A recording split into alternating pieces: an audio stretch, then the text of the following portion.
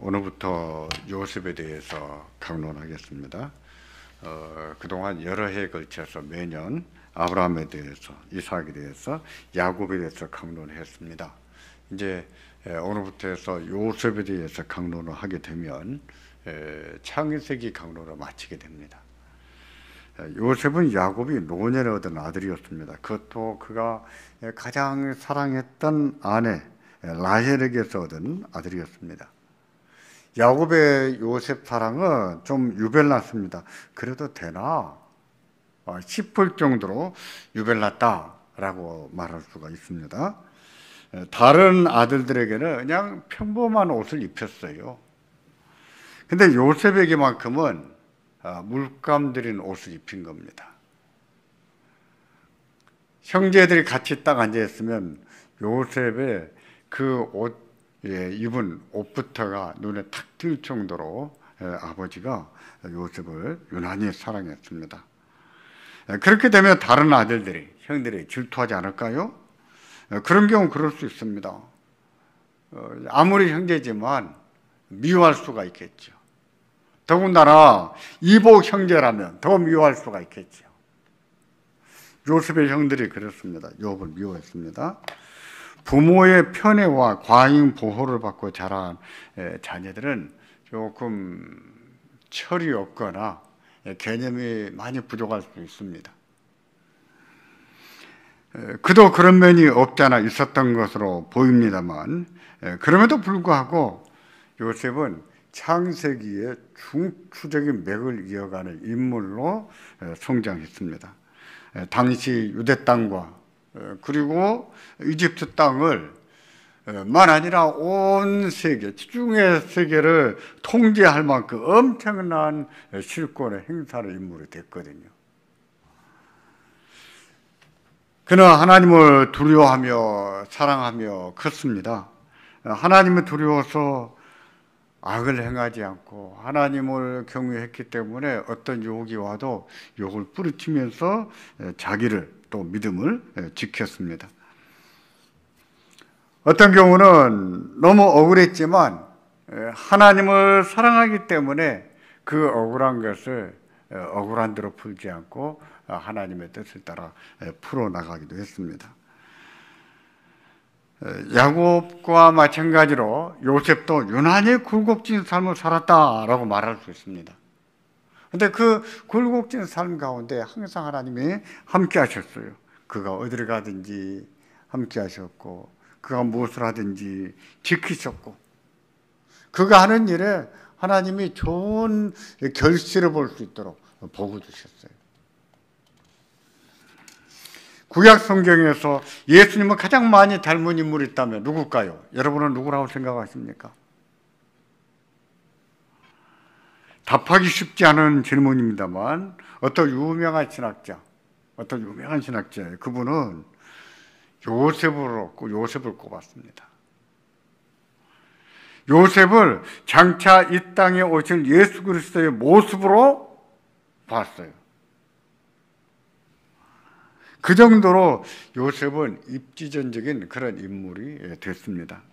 오늘부터 요셉에 대해서 강론을 하겠다고 했습니다만, 우리가 이와 같은 성경의 인물을 대할 때 몇 가지 주의할 점이 있습니다. 먼저는요, 성경의 인물을 친화적인 존재로 봐서는 안 된다는 거예요. 성경의 인물들, 대단한 믿음을 가졌을지라도 신화 속의 인물 같은 그런 인식으로 바라봐서는 안 됩니다.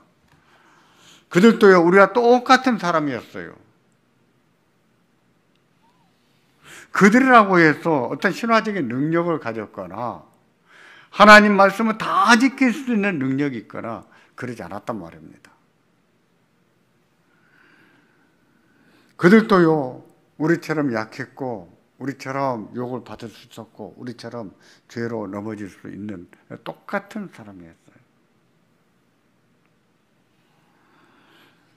두 번째로, 성경의 인물에 관해서 읽을 때 위인전을 보듯이 봐서는 안 됩니다.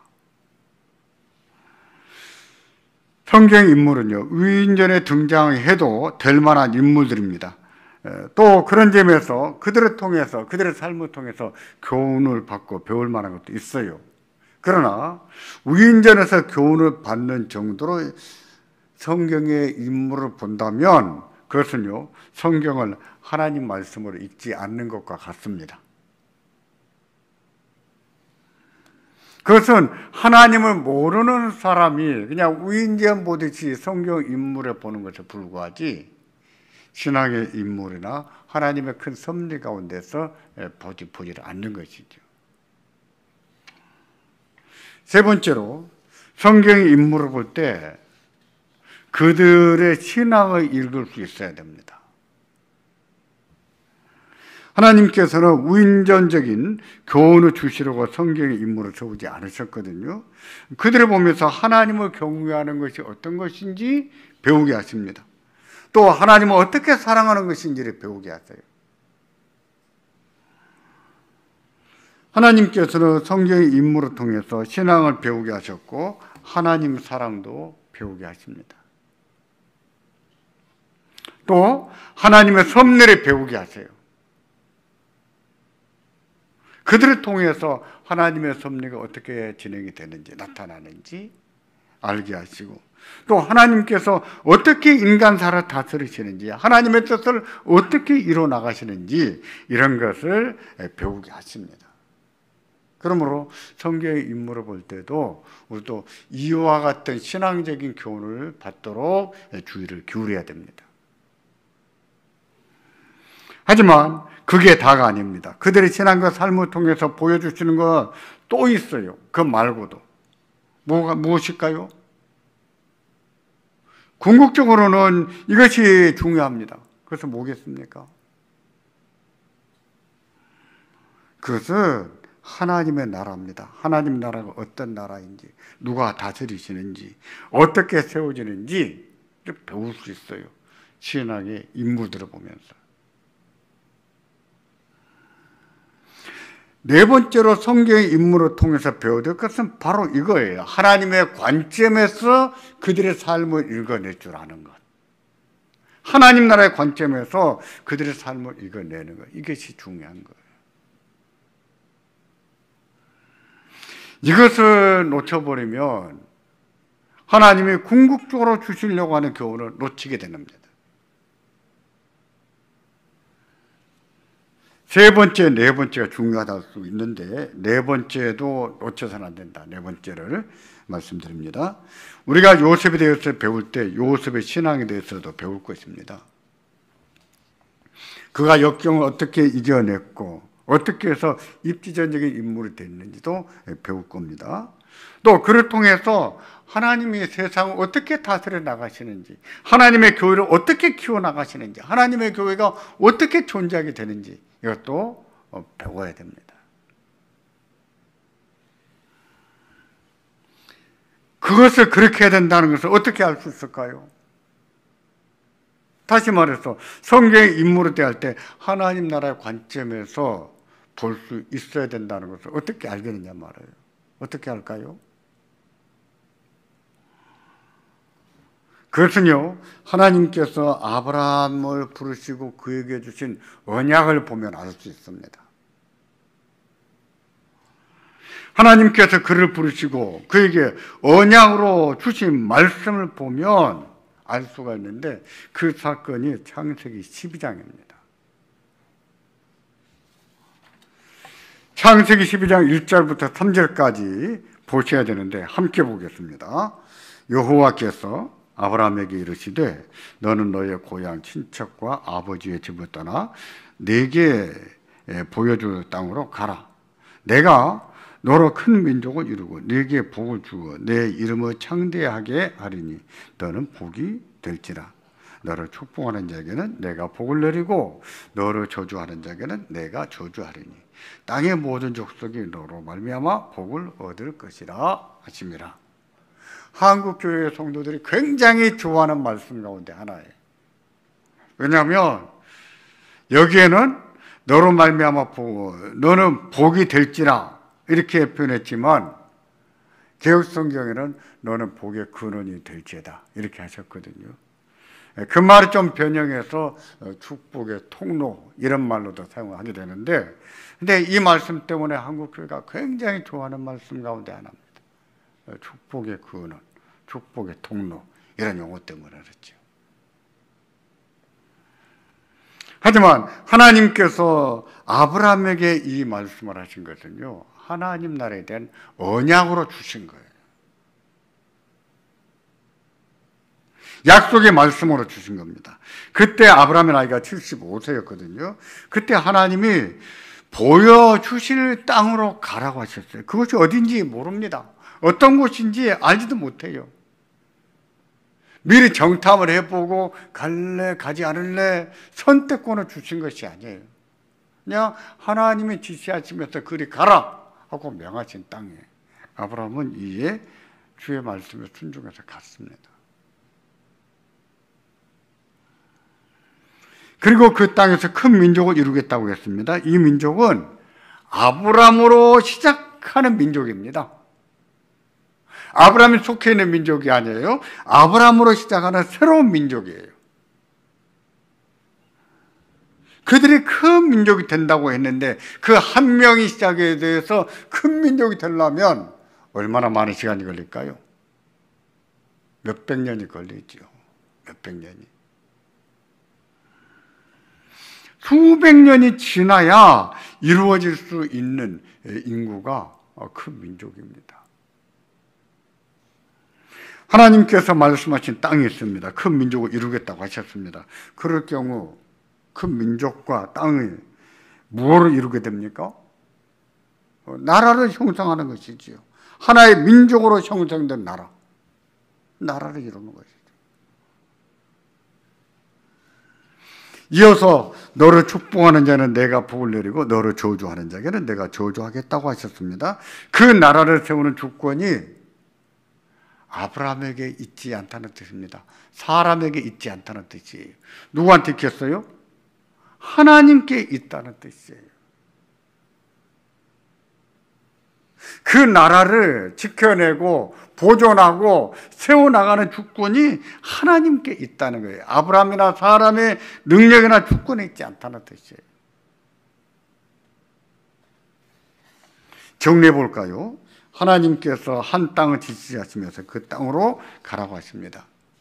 그리고 큰 민족을 이루겠다고 하십니다. 그리고 그 나라를 세우는 주권이 하나님께 있다고 하십니다. 그러면 그 나라는 어떤 나라일까요? 하나님 나라입니다. 하나님의 나라. 하나님이 다스리시는 나라. 하나님의 하나님 말씀으로 다스리시는 나라지요. 그게 무엇입니까? 이 땅에 존재하는 하나님의 나라, 교회입니다. 이게 하나님께서 아브라함에게 주신 언약이에요.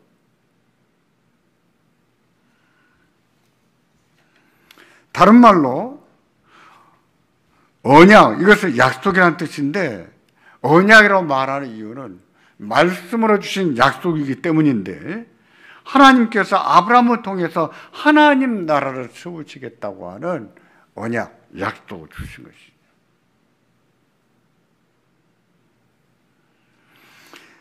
아브라함이 죽을 때는 그 약속을 그의 아들 이삭에게 주셨습니다. 또 이삭이 죽을 때는 그의 아들 야곱에게 주셨어요. 그들은 언약의 계승자들이었습니다. 그때까지는 자식이 여럿이라도 한 명에게 주셨는데 그러던 것을 야곱 때에 와서는 야곱의 12아들에게 주십니다. 야곱의 12아들은 다가 언약의 계승자들이었어요. 그 중에 한 명이 누구였습니까? 요셉이었어요.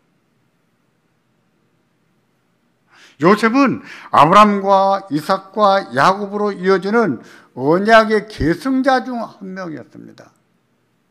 따라서 야곱은 다른 형들과 더불어서 언약의 계승자로서 하나님의 공동체, 하나님 나라의 공동체를 세워 나가야 되는 인물인 겁니다.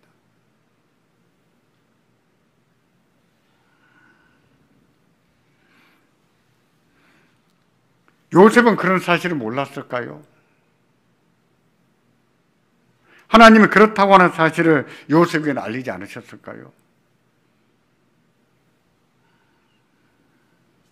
요셉에게 보여주신 하나님의 섭리, 또 요셉을 통해서 하나님의 나라가 세워지는 그것을 우리가 살펴봐야 되는데, 그것을 어떻게 알 수 있는가? 그것도요, 아브라함에게 주신 말씀에서 먼저 찾아봐야 됩니다. 장차 요셉을 통해서 그런 일들이 이루어질 것을 아브라함에게 미리 언급하신 거예요. 말씀하신 거예요. 그게 창세기 15장에 나옵니다. 하나님께서 아브라함에게 앞으로 되어진 일에 대해서 말씀하시는데, 후대에 와서 보면 그 일이 누구를 통해서요? 요셉을 통해서 이루어지는 것을 볼 수 있어요. 창세기 15장 13절과 14절이 그때 하신 말씀이에요. 같이 보겠습니다. 여호와께서 아브라함에게 이르시되 너는 반드시 알라. 내 자손이 이방에서 계기되어 그들을 섬기겠고 그들은 400년 동안 내 자손을 괴롭히리니 그들이 섬기는 나라를 내가 징벌할지며 그 후에 내 자손이 큰 재물을 끌고 나오리라. 아브라함에게 주신 언약입니다. 앞으로 되어질 일에 대해서 말씀하신 거예요. 너는 반드시 하려고 했습니다. 그 일이 반드시 이루어질 것이라고 말씀하신 거예요. 그 일이 반드시 이루어질 것이다 하고 말씀하시면서 네 자손이 이방에 계기되어서 그들을 400년 동안 섬긴다고 하셨습니다. 그 이방이 어디였습니까? 애굽이었어요. 애굽이었습니다. 하나님께서 그들이 징벌하시고 그 후에 이끌고 나오겠다고 하셨는데 그 일을 모세를 통해서 하셨습니다. 이 말씀이 성취된 중심에 누가 있었을까요? 그 일이 애굽에서 이루어진 일입니다. 그 중심에 누가 있었습니까? 요셉이 있었습니다. 야곱이 약속의 땅에서 애굽으로 내려가기를 원하지 않았습니다. 근데 결국 본인의 의사와 상관없이 내려가지요. 왜냐하면 요셉이 모세 같기 때문에. 근데 그게 사실은 아브라함에게 말씀하신 그 언약이 성취돼 가는 것이지요.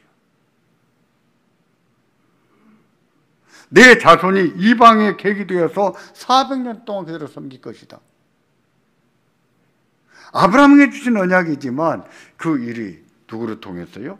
요셉을 통해서 이루어지는 것을 보지 않습니까? 이렇게 아브라함에게 주신 말씀은 요셉을 통해서 성취되었습니다. 그러므로 요셉에 대해서 배울 때 요셉의 신앙도 우리가 배워야 되겠지만 또 인물 됨됨이도 배울 수 있지만 거기에서 머물러서는 안 됩니다. 그런 정도에서 머물러서는 안 되고 하나님께서 요셉을 통해서 자기 백성을 어떻게 지키셨는지 어떻게 큰 민족이 되게 하시는지 그걸 봐야 되는 거예요. 애굽의 바로가 히브리인들이 인구가 더 증가하지 못하도록 얼마나 방해를 합니까?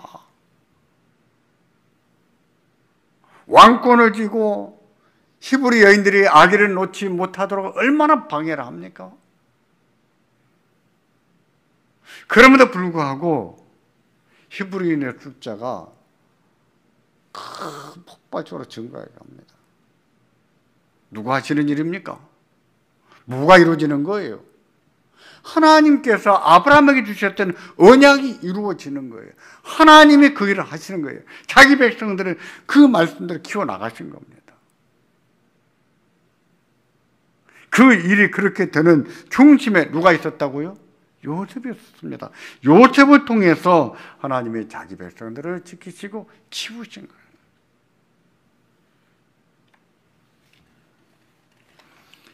그런 사실은 요셉에게도 미리 알려주셨습니다. 요셉을 생각하면 떠오르는 게 있습니다. 무엇입니까? 꿈일 겁니다. 요셉이 꾼 꿈, 그 꿈은 하나님의 계시였어요. 하나님께서 앞으로 될 일에 대해서 요셉에게 미리 보여주신 거예요. 물론 요셉은 그 뜻이 무엇인지 좁은 의미로밖에 이해하지 못할 수도 있었을는지 모르겠지만 하나님은 미리 알려주심으로 하나님의 뜻이 앞으로 요셉을 통해서 이루어질 것을 미리 요셉에게 알려주신 것이죠. 그렇습니다. 요셉에게 미리 알려주셨어요. 그 꿈은 두 가지였습니다. 하나는 요셉이 형들과 함께 밭에서 곡식단을 묶는데 요셉의 곡식단이 딱 일어서는데 요셉의 형들의 곡식단이 요셉의 곡식단 앞에 엎드려 절을 하는 꿈이었어요. 그게 무슨 뜻일까? 짐작이 갑니다. 짐작할 수 있어요.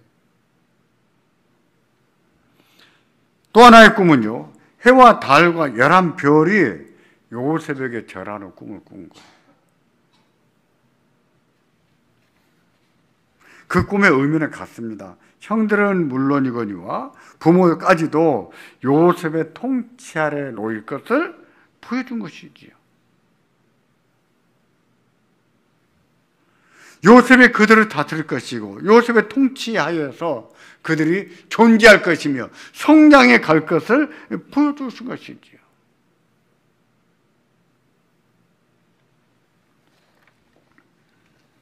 그 일이 어디에서 이루어졌습니까? 애굽에서 이루어졌어요. 요셉이 애굽의 총리가 되어졌을 때 이루어졌어요. 하나님께서 자기 백성을 큰 민족으로 만들어 가실 때 그 중심에 누가 있었다는 겁니까? 요셉이 있었다는 거예요.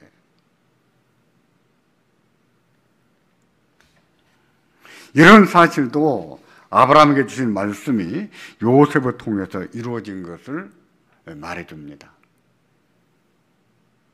아브라함에게 주신 약속이 요셉을 통해서 이루어진 것을 보여주는 거예요.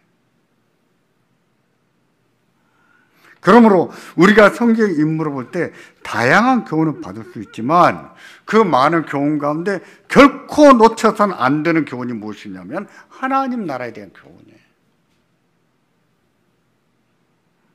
만일에 하나님 나라의 교훈을 우리가 배우지 못하고 그냥 사람의 됨됨이나 신앙적인 교훈 정도로 듣고 배운다면 우리는요, 교회가 무엇인지 하나님 나라가 무엇인지에 무지하게 될 겁니다. 그리고 신앙생활을 해도 자기중심적으로 이기적으로 이렇게 해나갈 가능성이 굉장히 높아지는 거예요. 실제로 그렇습니다. 실제로 신앙생활하는 분들을 살펴봐도 신앙이 있어요. 다 누구나 있는데 근데 그 신앙이라는 것은 면면을 살펴보면은 자기중심적이에요. 자기한테 좋은 일이 일어날 것을, 자기한테 놀라운 일이 일어날 것을, 자기에게 하나님 역사하실 것을 바라보는 그런 신앙에 머물리는 것을 볼 수 있죠. 우리가 요셉을 배우면서 그런 면도 배울 수가 있는데 그렇게 되어버리면 성경이 가르치는 신앙이 아닙니다. 따라서 요셉을 통해서 배울 때 하나님 나라가 어떤 나라인지, 어떻게 존재하는지, 누가 다스리는지, 무엇으로 다스리는지 배워야 됩니다. 그리스도 안에 있는 우리가 언약 백성입니다. 하나님께서 우리를 하나님 백성으로 부르셨고 우리에게 약속의 말씀을 계승하게 하셨어요. 그러기에 그 언약대로 우리와 함께 하십니다. 요셉이 어디를 가든지 함께 하셨던 것처럼 우리와 함께 하세요. 요셉을 지키셨던 것처럼 하나님의 뜻을 이루기 위해서 우리들을 지키실 거예요. 우리도 그런 의식을 가지고 살아야 됩니다. 우리가 어디를 가든지 내가 하나님 백성이라는 사실을 항상 인식하고 살아야 되고 그런 나와 하나님이 함께 하신다는 사실을 기억하고 살아야 됩니다. 그 하나님이 지키실 것이며 그 하나님이 하나님의 뜻을 이루시리라 믿고 살아야 돼요. 우리는요, 그 말씀을 기억하면서 하나님 말씀에 늘 순종하는 삶을 살아야 됩니다. 믿음을 가지고 믿음으로 따르는 삶을 살아야 돼요. 그게 무엇입니까? 하나님 백성으로 사는 거지. 하나님 백성답게 사는 거지. 다시 말씀드리지만 우리가 하나님 백성이라는 사실을 기억하고 살기를 바랍니다. 적어도 우리에게는 우리가 하나님의 자녀다, 하나님 백성이다 하는 자랑스러운 마음, 자부심이죠. 자부심이 있어야 돼요. 여러분은 내가 예수 믿는 사람이다 하는 자부심이 있으십니까? 그런 자부심을 가지고 삽니까? 그러셔야 돼요. 긍지가 있어야 돼요. 하나님은 우리와 함께 하시고 우리 통해서 영광을 받으시고 우리 통해서 하나님의 뜻을 이루신다 하는 믿음을 가지고 살아야 됩니다. 이 은혜가 우리에게 충만하기를 바랍니다. 하나님이 우리와 함께 하시고 우리 통해서 영광을 받으시고 또 우리에게 복을 주심으로 우리가 그 복을 누리고 사는 은혜가 있기를 주의 이름으로 축원합니다.